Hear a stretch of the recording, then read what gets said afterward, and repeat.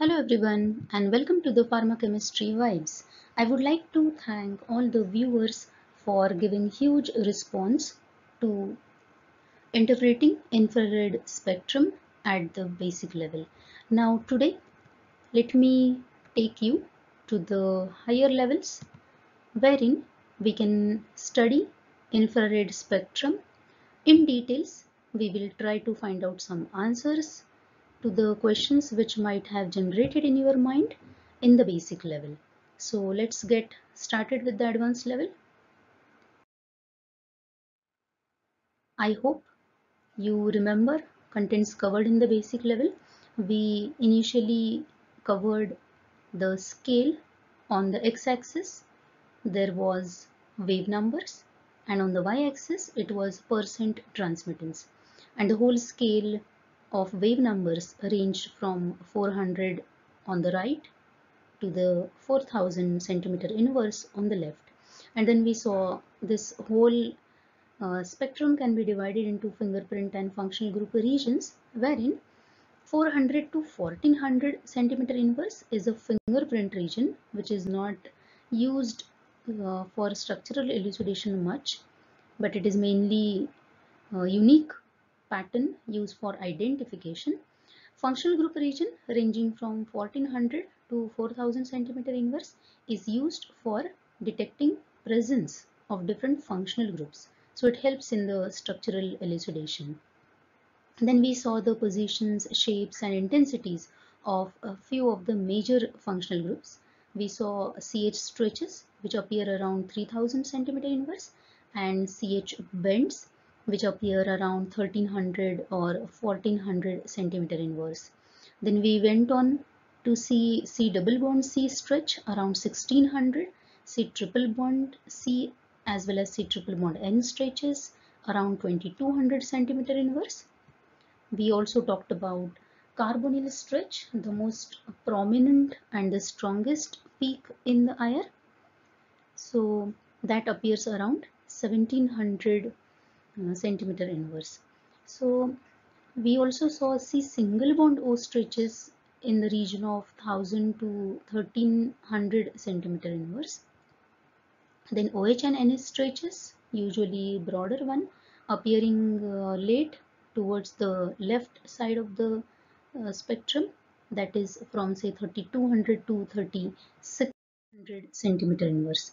In this advanced level, we are going to see different factors which affect these frequencies which we just now have talked about. So CH stretches, though I told you they appear around 3000 centimeter inverse, there are differences with respect to the carbon which is present in alkanes, alkenes and alkynes.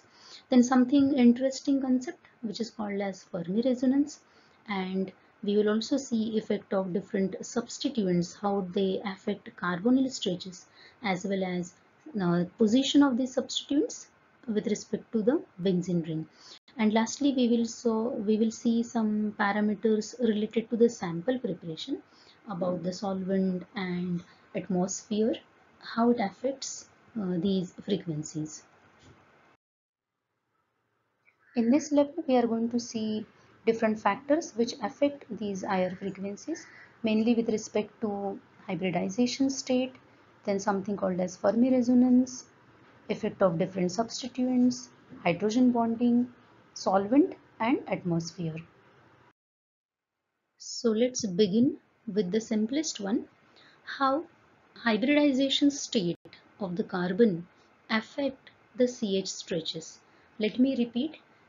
In the basic level, we have seen CH stretch majorly comes around 3000 centimeter inverse. But now if that carbon is associated with single bonds like alkane or alkyl substituents, and the carbon is sp3 hybridized, then stretches are different. If that carbon is bonded with a double bond, say alkenes or these aromatic benzenoid compounds wherein carbon is sp2 hybridized, then that stretch appears differently. And lastly, if that carbon is involved with a triple bond as like in alkynes and it is sp hybridized, then stretch is going to appear at different frequency. So in the alkenes, for this we need to mark one line at 3000 centimeter inverse, so it becomes easy to observe positioning of these different CH stretches. So this sp3 hybridized carbon atom and the CH stretch associated with such carbon, they usually come just below 3000, and we have already seen that it comes as a bunch or cluster of the peaks. It appears as if there are so many different peaks which have clubbed together. Usually all the organic compounds, they contain these type of carbons. So these peaks are must for every pharmaceutical drug wherein carbon is present as sp3 hybridized. So they appear just below 3000. So they may appear say 2900 or something, plus minus 50 centimeter inverse. So they are appearing just below 3000. Whereas if it is sp2 hybridized, that is carbon associated with the double bonds, that type of CH stretch goes just above 3000. So it appears on the left of this red line which we have marked at 3000.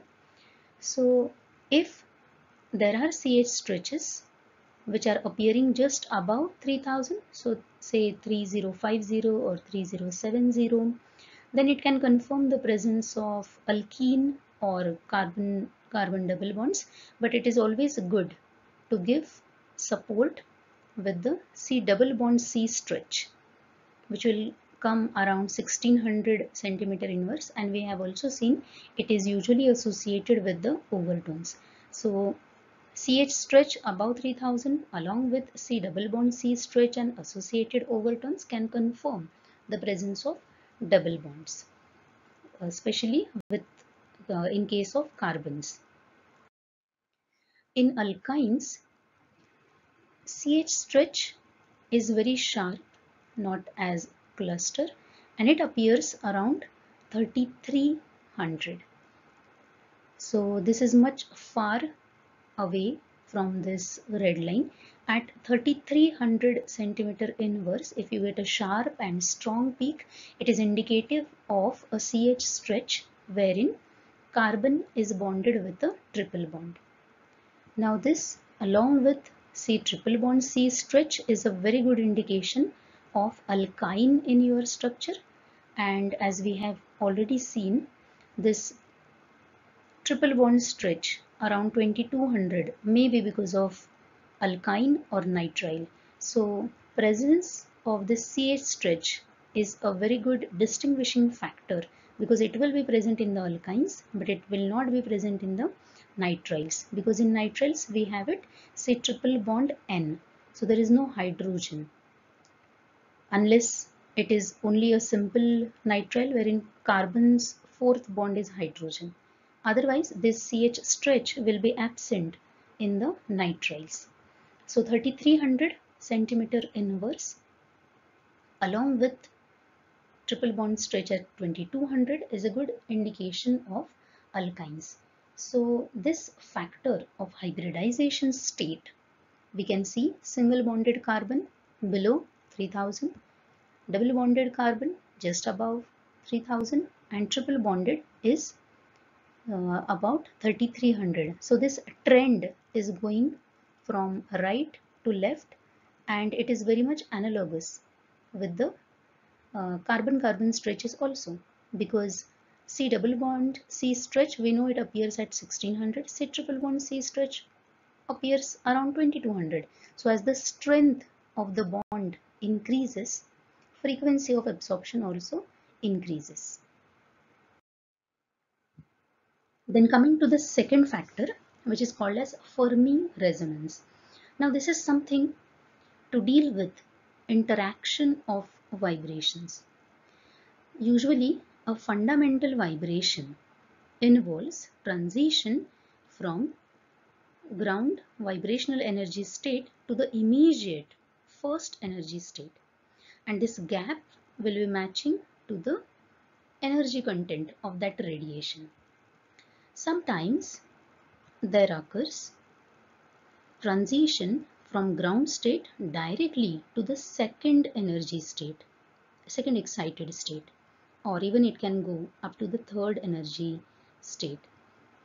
Probability of this transition is very less, and that is why overtones which are coming out of these transitions, they are very weaker. You might be remembering those tiny overtones which come at the top of the spectra in case of benzenes. They are very weak in nature. It is because probability of the transitions is very less. So when there occurs transition from ground state to directly second excited state, the peak appears at the double frequency than the normal vibration, and that peak is called as first overtone. If it occurs at the third energy level, then the peak which is appearing, it will be thrice as that of fundamental vibration, and it is called as second overtone. For example, now we are very much aware that carbonyl stretch comes at 1700. So 1700 centimeter inverse is your fundamental vibration. Its overtone should come at 3400.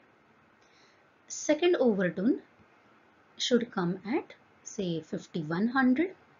So overtones appear at successively higher positions, and they are multiples of the fundamental vibration. But because they are so much weak, they are not observed clearly. In case of benzene, it occurs clearly because in that region there are no other competitive peaks.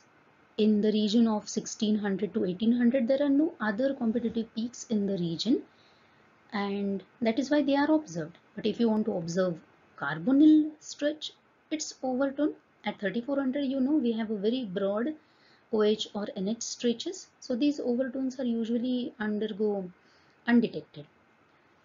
Other functional groups and the second overtones, they appear, they go way beyond the scale of mid IR. Our scale is ending at 4000 centimeter inverse, so all the peaks which are above 4000, they appear in the near IR, so they are not seen in the mid IR. In mid IR, only few overtones are visible. That benzene overtone is actually, if it is coming at 1800, means the original frequency of vibration is at 900. That also we are going to see in one of the factor. So they are visible. If this overtone is close to some other fundamental vibration, then there occurs some interaction. That interaction is called as Fermi resonance. And this type of interaction is very special because it causes shift in the frequency as well as change in the intensity. We expect that fundamental vibration should be much stronger and overtone should be weaker. When Fermi resonance happens, then their intensities get changed in a way that instead of getting one strong and one weak band, we get two strong bands. So Fermi resonance is easily visible. Most popular example which is practically observed is in case of aldehydes. Other example is in case of carbon dioxide, but because that is not found in the drugs and we never analyze carbon dioxide as such in the pharmaceutical research, for us example of aldehyde is more important. Many of the drugs contain aldehyde as the functional group. So just concentrate. Aldehydic, we have one bend because of this CHO, and that bend usually occurs at 1390 or say 1400. We have seen CH bends. So that bend has overtone at double of this value. So it must be around 2800.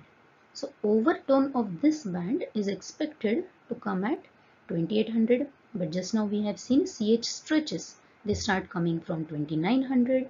So these two are so close to each other that instead of getting that CH stretch as stronger and this overtone as weaker, what we get is a Fermi doublet, which is of almost equal intensity. And this doublet is observed typically in the aldehydes in the region of 2700 to 2830, because Fermi resonance is going to cause changes in their levels also, changes in their frequencies, changes in their intensities. This is because overtone of this is in close vicinity to the normal fundamental vibration of CH stretch.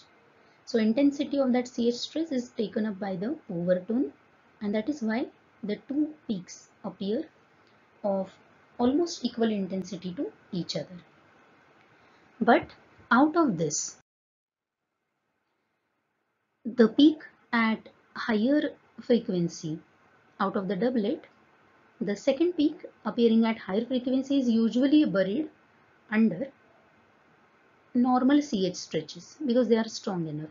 So what we practically observe is only one bond. Actually it's a doublet, but at say 2700 something, 27, 20, 30, 50, we get a Fermi resonance doublet, but we practically see only one peak out of them.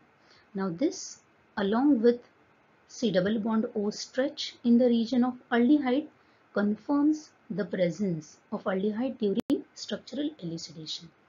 That is why understanding Fermi resonance is important. It is used as one of the identification steps for aldehydes. Now third factor we are going to see is hydrogen bonding. Hydrogen bonding is always shown by the dotted bonds. So these dotted bonds represent that it is weaker interaction force. It forms very easily, it also breaks very easily. Hydrogen bonding usually happens when we have one proton donor group, usually say OH group or NH group, represented by XH. So that proton donor group donates proton for this hydrogen bond. And on the other side to which it is interacting, we have proton acceptor atom or group. So it can be oxygen from this carbonyl, or it can be oxygen from say any alcohol or even nitrogen. So between them, hydrogen bonding takes place. This hydrogen bonding can be intramolecular, that is within the same structure. If we have donor also, acceptor also. Acceptor usually contains lone pair of electrons, or it can be double bond also. Whoever has electrons can take part into the hydrogen bonding. And donor group must contain hydrogen, acceptor group must contain electrons. So this intramolecular hydrogen bonding is also possible, as well as intermolecular hydrogen bonding. There are two possibilities. This is example of a carboxylic acid, RCOOH. It can arrange itself in such a way that hydrogen from one acid comes in contact with the carbonyl oxygen, whereas hydrogen of that hydroxyl part of the second acid molecule comes in contact with the carbonyl oxygen of the first molecule. So throughout them, they can arrange themselves to form a network of this hydrogen bonding. Or if you dissolve it into some polar solvent like water, then or say alcohols, methanol, ethanol, they can surround such particular moiety to form hydrogen bonding on all the sides. So it is possible intermolecularly within the same drug forming a dimer, or solvation process with different polar solvents. Now, effect of this hydrogen bonding in the IR spectra is our aim here. So because of this hydrogen bonding, there occurs shift in the frequencies in the proton donor as well as acceptor moieties. Effect is same, but you can say intensity of that effect is different. What it does is hydrogen bonding decreases the frequencies. Also, they make it more broader. So OH stretch, if it is coming as a sharp original OH stretch which is not hydrogen bonded, actually comes at 3600. But what we practically observe is broad OH ranging from 3200 to 3600. So intensity is decreasing as well as it is making it broader. So it affects proton donor. It also affects proton acceptor carbonyl stretch, but the effect is less pronounced. And this we are going to see later. It is going to decrease the carbonyl frequency of the acid. So effect of hydrogen bonding is decrease in the frequency as well as making it more broader. This can be easily checked with the help of dilution, because if you go on adding more and more solvent, you know, this type of hydrogen bonding is going to break. These molecules are going to move away from each other. So this you can easily decrease. Hydrogen bonding can be decreased upon dilution, but intramolecular will not decrease, because even if these molecules go away from each other, they still contain the bonds, the groups which are required for hydrogen bonding. So OH stretch originally is very much sharp, but it is never observed unless you decrease this hydrogen bonding. So usually OH stretch which is observed is very broad.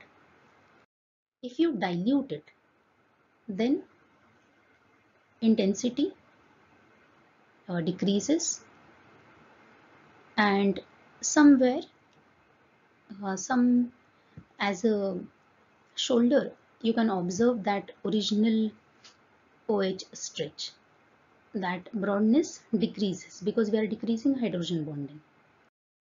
If you want to completely eliminate it, then you need to use very dilute solution. This is applicable only where that hydrogen bonding is intermolecular and it is with the same type of molecule when they form dimers.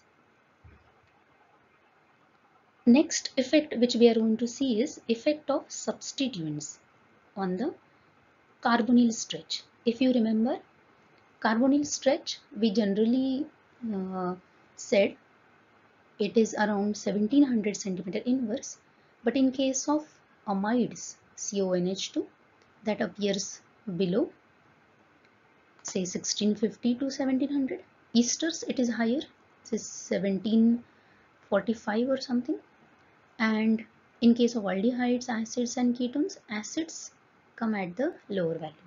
So this effect, because of different substituents on carbonyl stretch, is because of their inductive or resonance effect, whichever is prominent.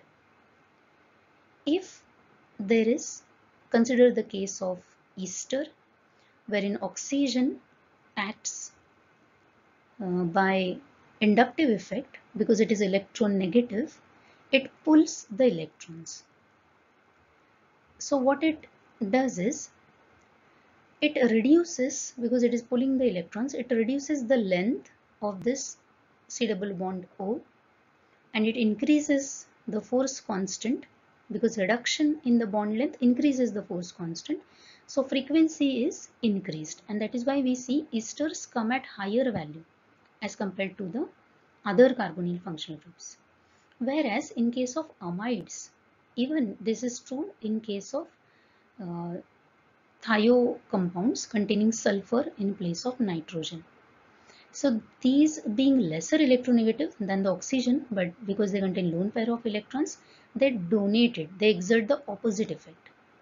And this resonance effect, which is causing delocalization of the pi electrons, it increases the length of the carbonyl bond.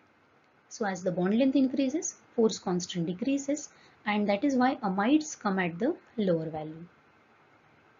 So always in the carbonyl stretch, amides are at the lower value below 1700, esters are at the higher value around 1750, and in the middle we have aldehydes, ketones and acids. Actually, acids should also act in this way like ester, and in fact acids original carbonyl stretch is around 1760, but practically it is never observed unless we have a very single molecule for recording the IR spectrum, which is never the case. Because of this hydrogen bonding, we have seen hydrogen bonding is very common in the carboxylic acids. So what it does is, we have seen it decreases the frequency. So from 1760, it drops down to say 1705, 1715, and that is the reason in carbonyl stretch in the acids is lower. This can also happen with the esters. That is why we need to learn these factors affecting infrared spectrum. Otherwise, by looking at the table, we will keep on saying ester should come at 1750, higher value, justified. But if you know the factor of hydrogen bonding, if you have compound wherein you have ester, but along with that ester in the close vicinity, you have some other group, say like NH2 or OH, which can form hydrogen bond. Hydrogen bond is going to reduce the frequency of this OH as well as this CO.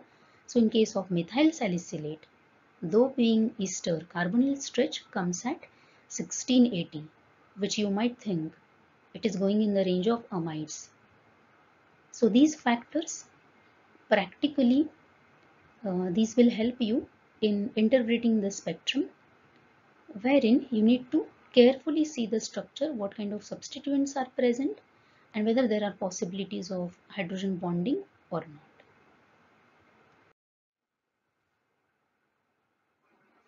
Then this effect of substituents we can study with respect to their positions also. This functional group region from 1400 to 4000 we have seen. This tells you different functional groups like and different bonds like C triple bond C, C double bond C, then CH, this CH, C double bond O. They are all in the pieces. But whether these all functional groups are present as different substituents, there are chances that there is ethyl group over here, there is aldehyde group over here. So such kind of substitution may exist. So to distinguish between them with respect to their positions, we need to take help of fingerprint region. So there is one possibility that these all functional groups are present just as one substituent, and this benzene is now mono-substituted. All the functional groups which we have seen in this advanced level, suppose if they are present as only one branch, then in the fingerprint region around 700 to 800, you can see here two peaks.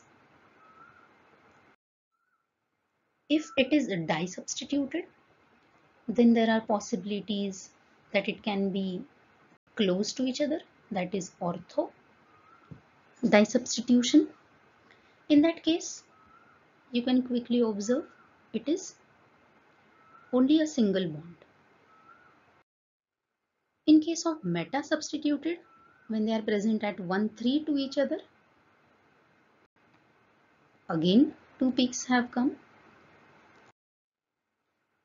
para substituted, if they are present opposite,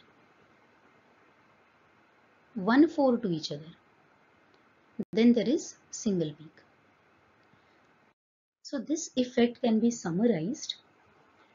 In all the cases we have seen mono substitution, there were 2 peaks. Ortho, there was only 1 peak. Meta, again 2 peaks. Para, only 1 peak. So this type of observation is because of 2 important frequencies which are common in the benzene. One is because of out of plane CH bending, or not necessarily CH, here can be any substituent, or it can be because of ring bending as a whole, which involves carbon-carbon bonds also. So alternatively, see mono, then 1,3 disubstitution is having ring bend. Ortho and para is not having this ring bend. Out of plane CH bending is present in all of them, just range is different. Starting from the lowest, mono starts at the lowest, 710, ortho starts coming at 735. It can appear within this range. Meta 750 and para 790. So this is used for distinguishing between different types of benzenes. Let's see why they are coming as 2 peaks in one of the compound, why there is only 1 peak in some of the compound. So just try to remember over here mono and 1,3. Substitution, no, there is ring bend. Ortho and para, there is no ring bend. This is common. This is taken from IR Tutor by Perkin-Elmer. I have quoted the reference at the end. But you can observe this out of plane bending, though it is called as CH bend. In case of substitutions, there can be different groups. So it is involving all the bonds, but this out of plane ring bend, see, it is alternate. So alternatively, this ring is bending, that is why it works best with the mono, then 1,3 as well as 1,3,5 tri substitution. This type of ring bend will be observed only in case of 1,3 and 1,3,5 tri substituted compounds.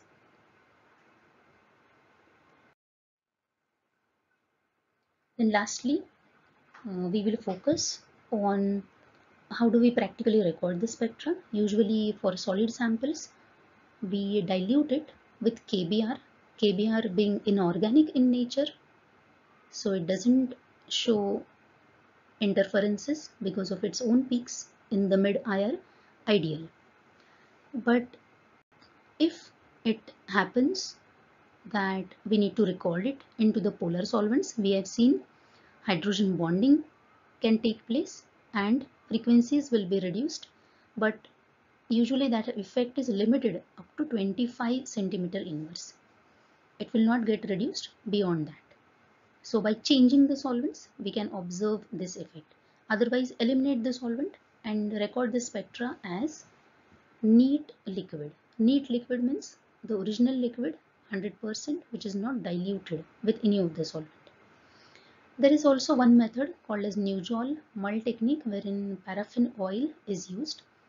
So this Newjoul, we need to run the background spectra because it contains stronger absorptions in these regions. We know this is the region for CH stretches, CH bends, then CO stretches.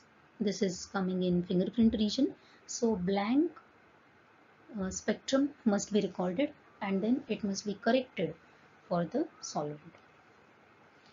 Now, because KBr just now we talked about being inorganic, it doesn't have its peak for mid-IR region.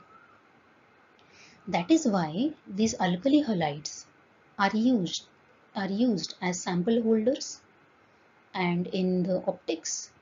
So IR is very much sensitive to the water vapor. It is always stored, instrument and the sample compartment as well as the optics must be in completely dry condition. There is 24-hour lit one lamp is kept to keep the atmosphere dry. Still, if there are water vapors, if they accumulate into the sample chamber, then water, because of OH stretch, this is the peak, this is the spectrum taken from Shimadzu support, and we observe very broad and it appears like noise in the region of OH stretch as well as this middle region. So there are a lot of disturbances in recording the spectra when there is water vapor. Also, it will harm the optics. If there is accumulation of carbon dioxide, then in case of CO2 molecule, there are many vibrations which do not cause change in the dipole moment and they don't appear in the spectrum. But still, there is one prominent absorption because of asymmetric CO stretch, 2300. So this must be observed. In this region, we have only one competitive peak, 2200. We know it is a triple bond stretch, but that is weak. This is very strong. So it has to be eliminated. There is one in the fingerprint region, 6666, that can also be observed.